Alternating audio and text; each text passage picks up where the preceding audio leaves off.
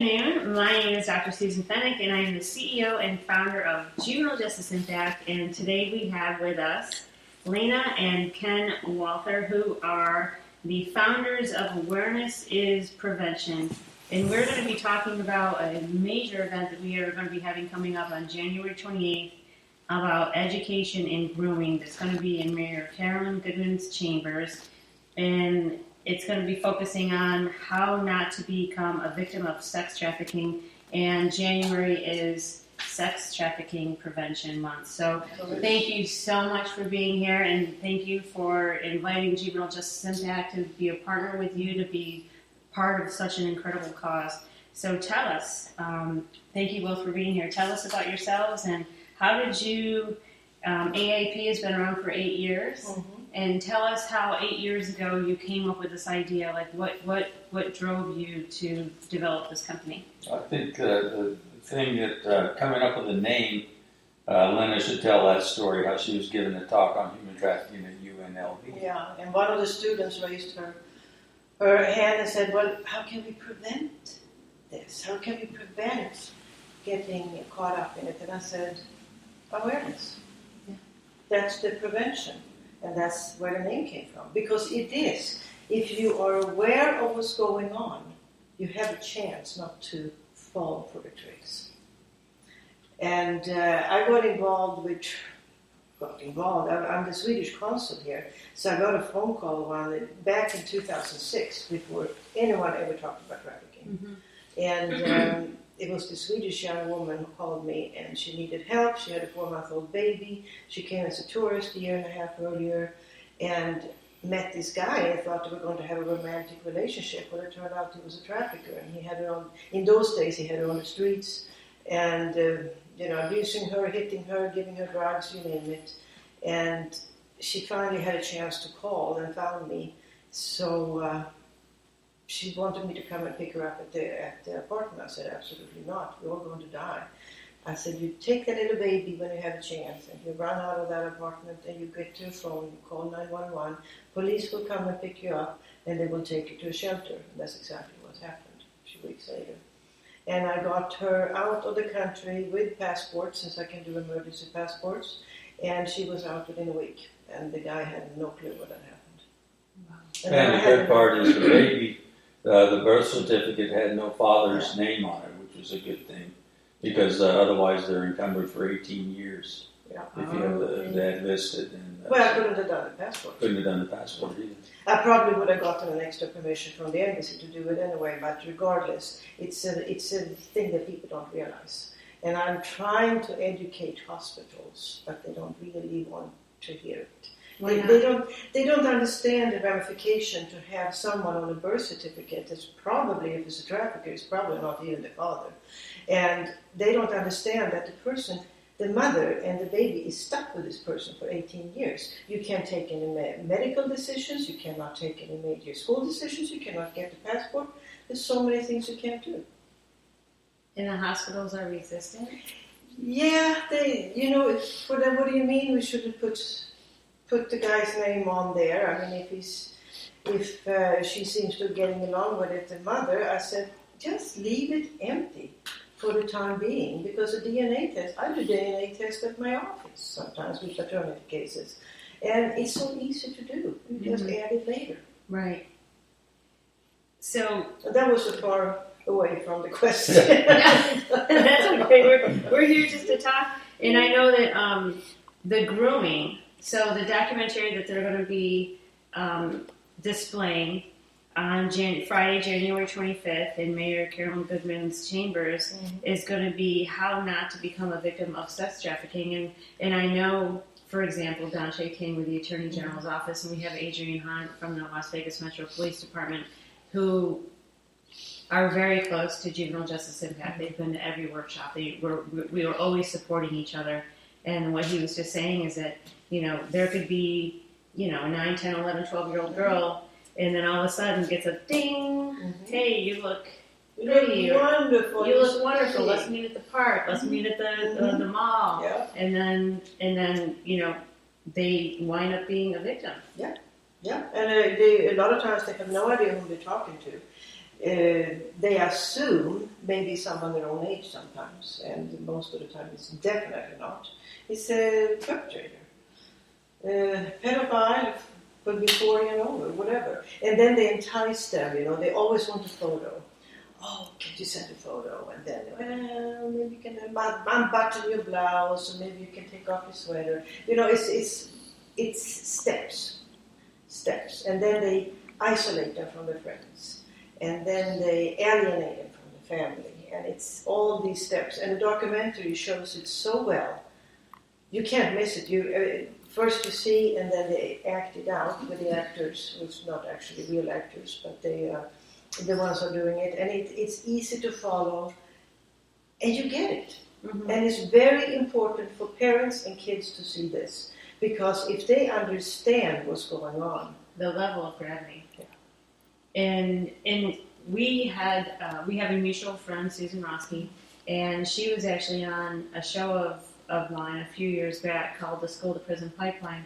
But outside of the School to Prison Pipeline discussion, we spoke about how victims, these youth, sex trafficked kids, often do more time than kids charged with violent crimes. Yep. And you watched it. Oh, yeah. And I've spoken to Susan many times. She was one of the first prosecutors with all these cases, before they even had the legalization of prison, putting the traffickers in prison. That came much later. She worked with the judges and all that long before that happened. And they had no chance, because the girls were looked upon as prostitutes. Well, when they were arrested, they were stamped as prostitution. Yeah. And the states would have the rest of their lives. And that, that title, so to speak, that's with them forever. Yeah. Oh, yeah. We've had other guests on that talk about, charges that they've had in the past that just completely stick with them for the rest of their lives and alters their entire life for the rest of their life. Yeah. They can't get jobs, they can't have background checks, nothing. It's terrible. But then with the AB 160, I believe it's 162. AB 62, I believe. And that, when that was pushed through, that allowed them to put the trafficker in jail and not punish the girl. No stamping of the prostitute stamp on the girls. In that regard, too, the Nordic model or the Swedish model of punishing the purchaser, not the victim, is something else that's caught on in Europe and trying to get caught on in the States. It's caught on in some states here, but not Nevada. Nevada's not quite ready for that. Susan Roski said that Las Vegas is the Mecca for sex trafficking. It is. So you would think that with what the other states are doing, they would want to implement that here. No, you have a very strong lobby group here. Sex working lobby group, and you have legal prostitution in Nevada, no other state, in certain counties, and that makes it more difficult to legalize something or to punish buyers. And so we're thinking that we're going to be inviting well over 300 people to our event here on January 28th, the Education and Grooming. And I think that this is the way that we raise a level of awareness. Like, for example, the gala that we just had on November 6th. The primary goal of the gala, outside of what we do all during the year, is to bring community leaders together to network, to tangibly make a difference in our community. And from that, which was just 2 months ago, I mean, we have networked and we're now putting in tangible, real steps to making a difference. We're not sitting around talking about ideas. No. Like, just on the phone yesterday with Cupcake King, Adrian Hall. This is what we are going to do. And then we were talking to Amy, we're all at Cupcake Girls, and Donche's like, oh my God, I never knew of her before. And I'm like, well, she just so happens to, be the executive director of the Cupcake Girls, and they work a lot with sex traffickers. He's like, please, can I have her number?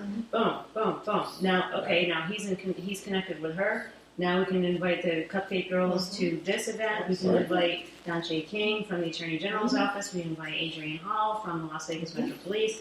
And so much has come out of the gala, and it's only been 2 months, and we're getting together. We're coming up with ideas. We're coming up with how to come up with like prevention programs, and we're doing it. Yeah, We're doing it. And to also realize you've got to work together with people. Yeah.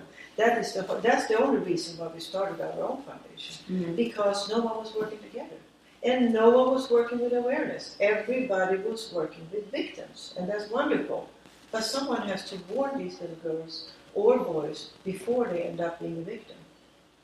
That's why this grooming thing, people think, oh, trafficking, someone's in a little white van and they grab some girl and throw her in the back and take her away.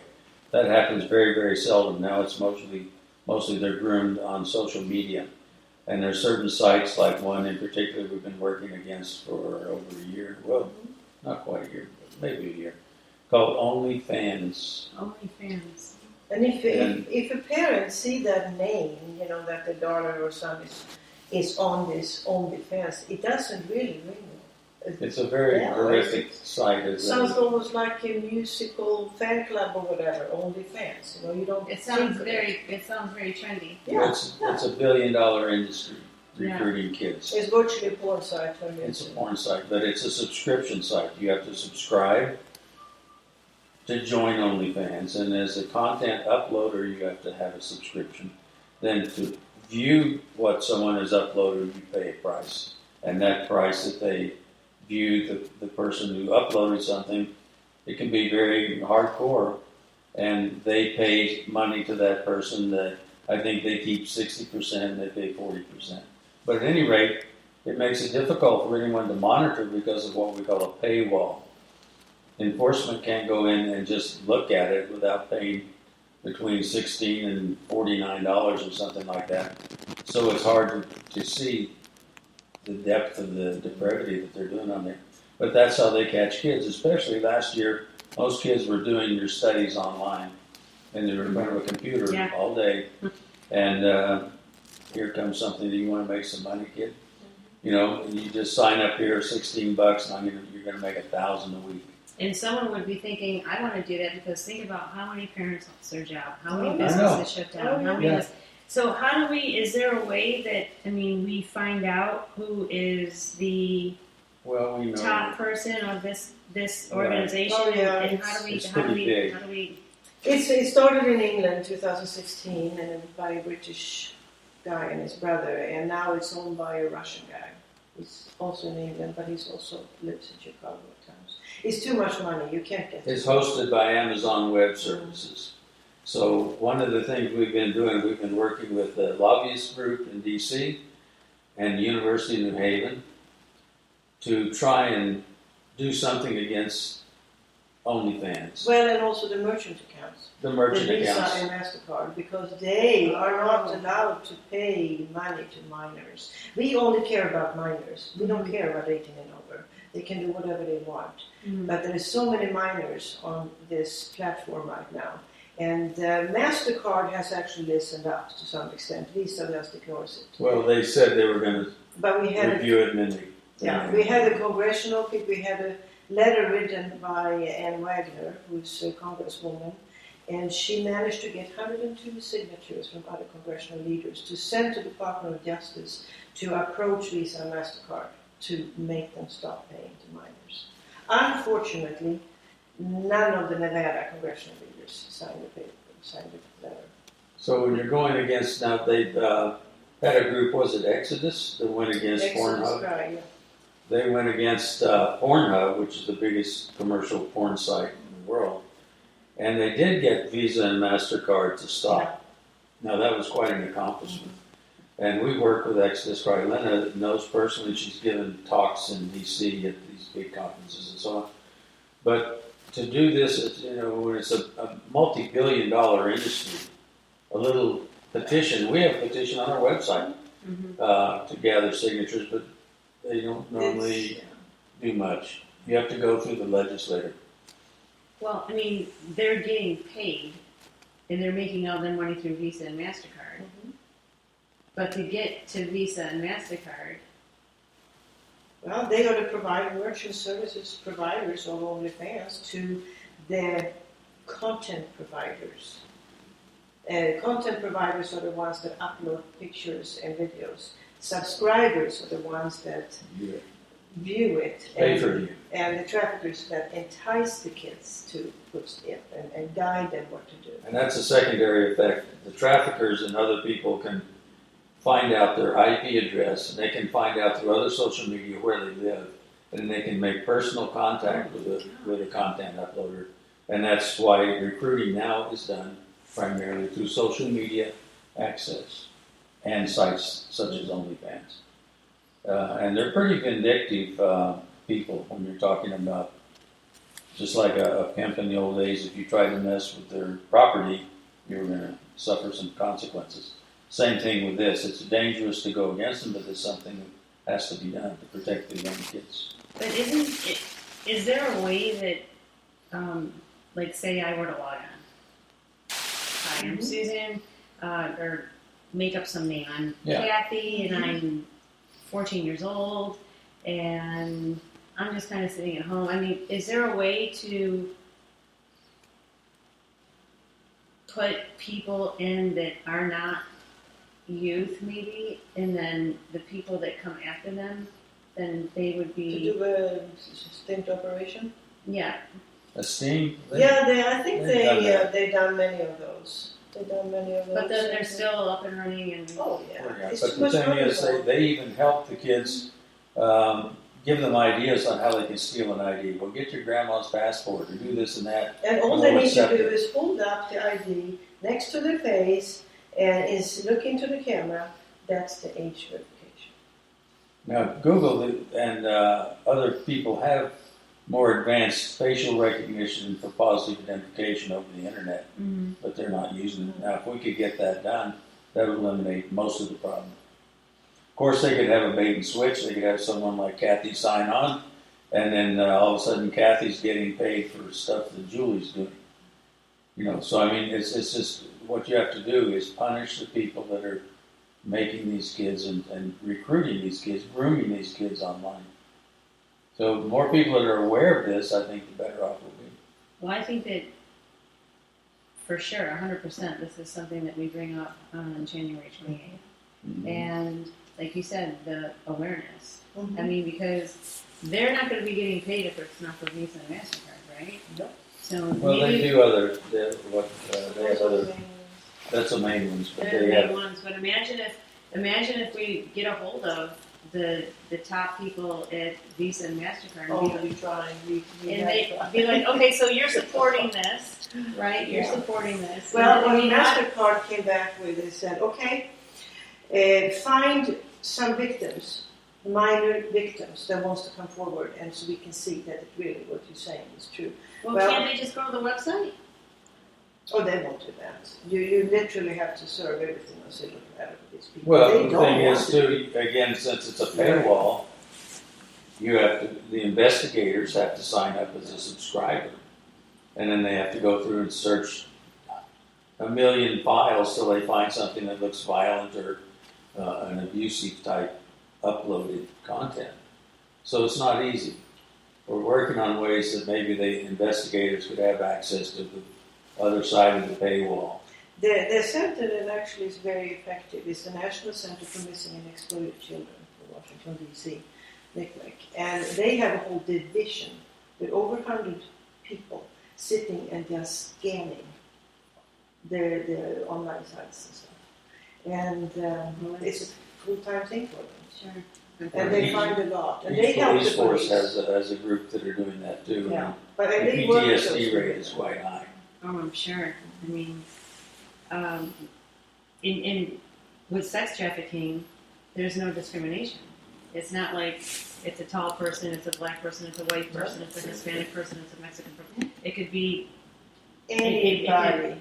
Right. There's not like a certain profile that you would say, like, sometimes you could profile certain people to fit in certain categories without going into in-depth descriptions. But when it comes to sex trafficking, it could be anyone looking like the three of us. Oh, yeah. Absolutely. And they also target, I have a lot of parents that tell me when I'm out speaking, I understand there's a problem, but it will never happen to my daughter. And I'm trying to tell parents it can happen to anybody.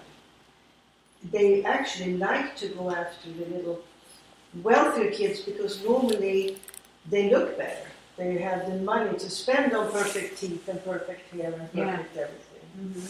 So anybody can fall it. One of the things that Lena did when we used to teach at or give classes at Clark County School District, and then they said that, and we did it with the chaplains. The chaplains would give the talks along with AIP, and then the school district. I maybe shouldn't say this on the podcast, but none of us were allowed to speak directly to the kids.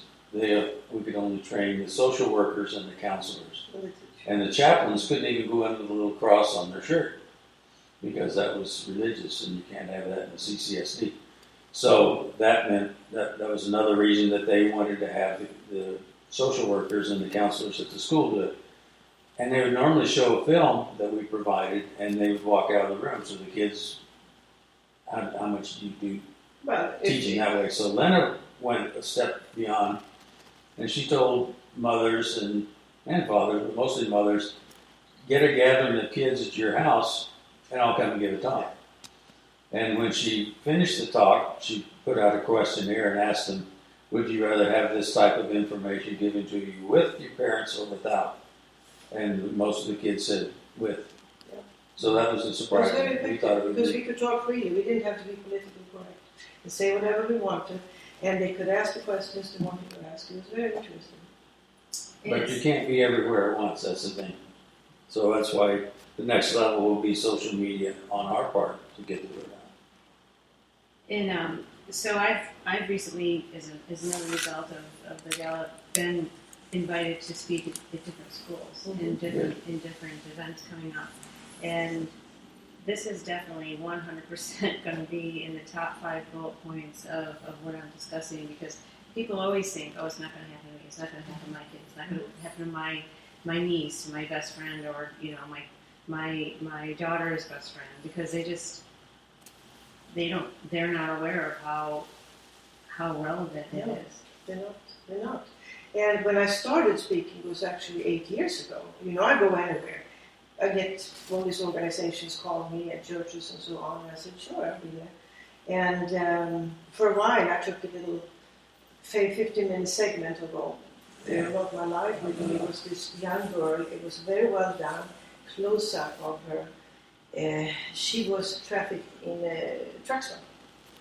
She ran away from home for fun for a day, 15-year-old with a friend. And the friend called this guy that she knew, and of course, he was a trafficker. And it is heartbreaking. I cry every time I see it. It's heartbreaking. But it hits home with people. And in the beginning, then 8 years ago, when I started going out and speak, it was the same comment everywhere I went. Oh, I had no idea. Everybody. At least now, I get, oh yeah, I hear there is a problem. And then comes the next thing. But it won't happen to my daughter. So they still can't connect the reality. Yeah, that this can happen to absolutely anybody. But I think that the way that we move forward is we're all partnering together. Exactly. We all know. We all saying. We have all these different organizations that are coming together. We have AIP, we have Juvenile Justice Impact, we have the Cupcake Girls, we have the Las Vegas Metro Police Department, we have the Attorney General's Office, we have all of these incredible community leaders that are all coming together to make a difference. And I think that, plus we're going to be in Mayor Goodman's, we're going to be at City Hall on January 28th, and that is a great event for a direly needed, to bring the level of awareness up. Because when you bring that level of community leaders together with that depth of passion that we all have and completely share 100% between all of us, then that's where change happens. Yeah, and that's absolutely. What's good about this particular documentary was done. The producer's 17-year-old kid whose church raised money for his videography equipment.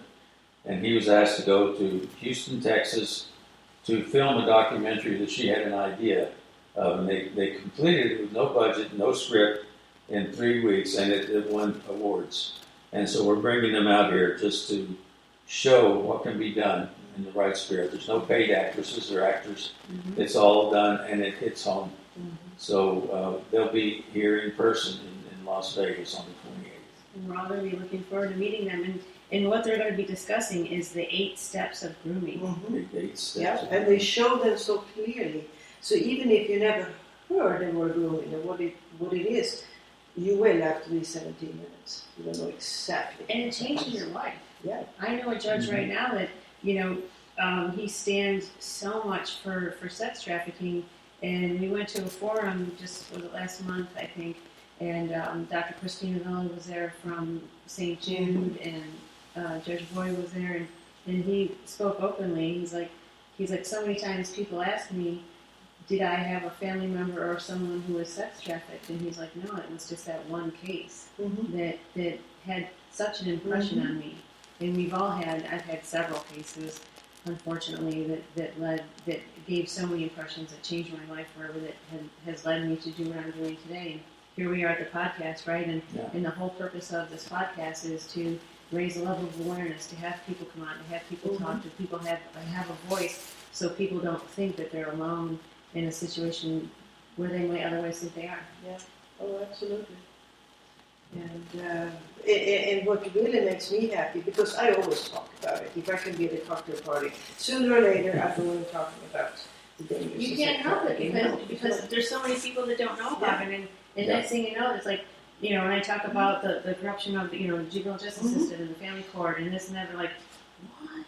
Yeah. But if their speciality is something completely different, then they would not realize otherwise how that really impacts all of our lives without it even we don't need to know someone who was sex trafficked to have it be a part of have an impact on our lives. Like with the juvenile justice system, guess what, people, it comes out of your paycheck every week until you get taxes. Exactly.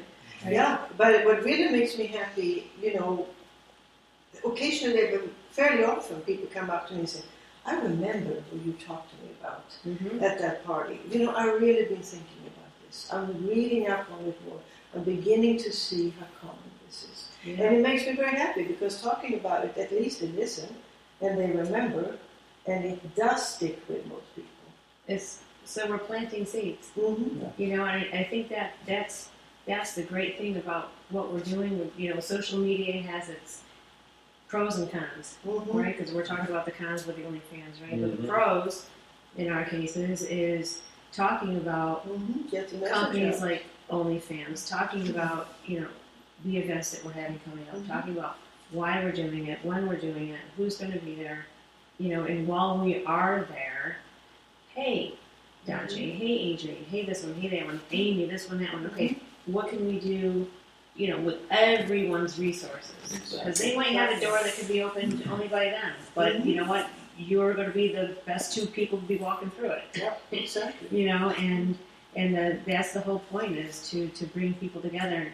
I feel really good about this. I'm thank you so much. I'm proud to be a part of it, and I think we're going to make it. This is going to be a great venture. And our little hashtag we're going to come up with, or we have come up with, is until everyone is aware.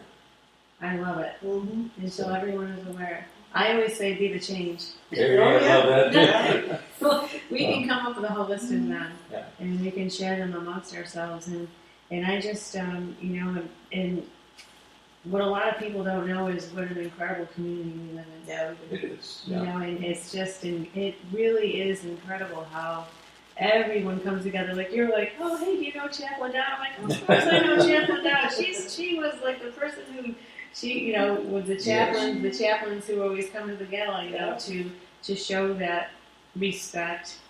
That was just something I had come up with Maria Novella, the CEO of Nevada School of Professional Studies, and I was like, God, do you know anyone do you know a group of people or anyone that would be willing? Because initially I was like, hey, maybe some students can carry the candles. And so at the candles at the gala, every year, that's my personal way of showing respect to all the youth that I knew personally, that that took their lives or died in the juvenile justice system. Yeah. And it really is such an honor to have them a part of it.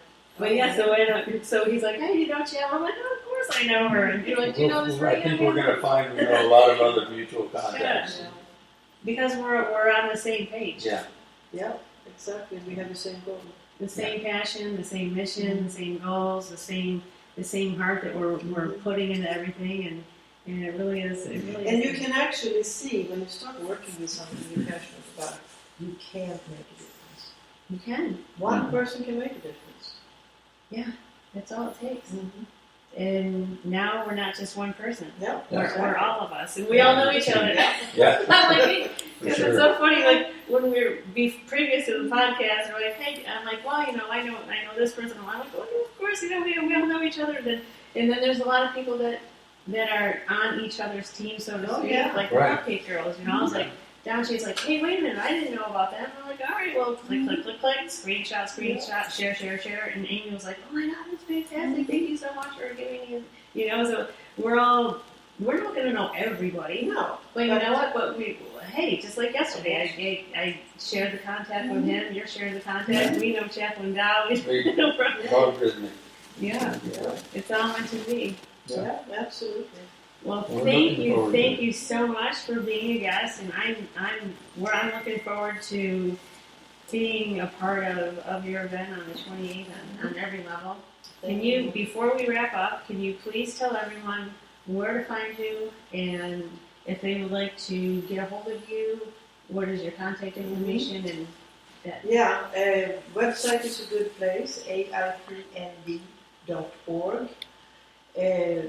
They can also go to the Facebook page, and they can go to the email, ken@aipnv.org, lena@aipnv.org. Lena, that's Lena, because not everyone says Lena, they say Lena.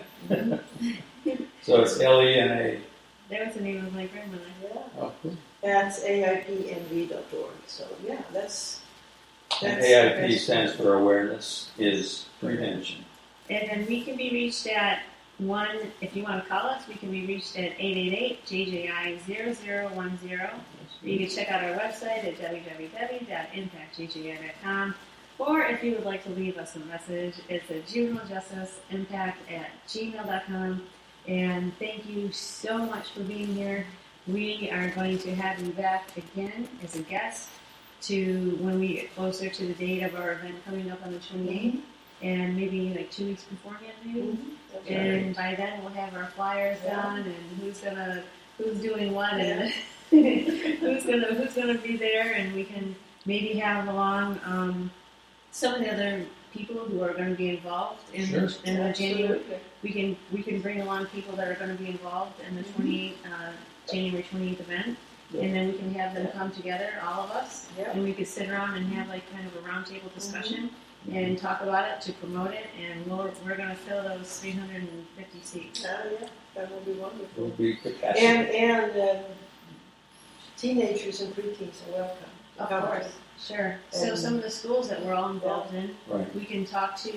Maybe what we could do is talk to the principals, right? We can talk to the principals, the administrators. And see how many teams we can get involved. We can have like maybe, you know, some tables set aside specifically for the teams, and moreover, definitely we definitely 100% want to invite the parents. Yep. So we can have like maybe a nice little section with the parents and their kids, and we can do follow-up events too. Yeah, of course. For kids. So it would be really good. And January is the month of human trafficking. National Human Trafficking Prevention. Yes. So next month is going to be big in everything that we're doing, and I would love to also introduce you to the Cupcake Girls as well. Amy is just a delight, and she's just such a sweetheart. And she was actually one of our. She'd actually done a podcast as well, and she talked all about what she's done, how she's making a difference, some challenges that she's faced, how she's overcome them. And, you know, moving forward, some of the goals that they have, just like all of us, and how we're all going to come together and make a difference. Yeah. Sounds good. They're good times, and here we are. Yeah. Well, thank you so much. And we will schedule you probably just in a few weeks, actually, coming up. And we'll come together and make a plan, and we'll be coming back again. Yeah. Okay. Nice to meet you.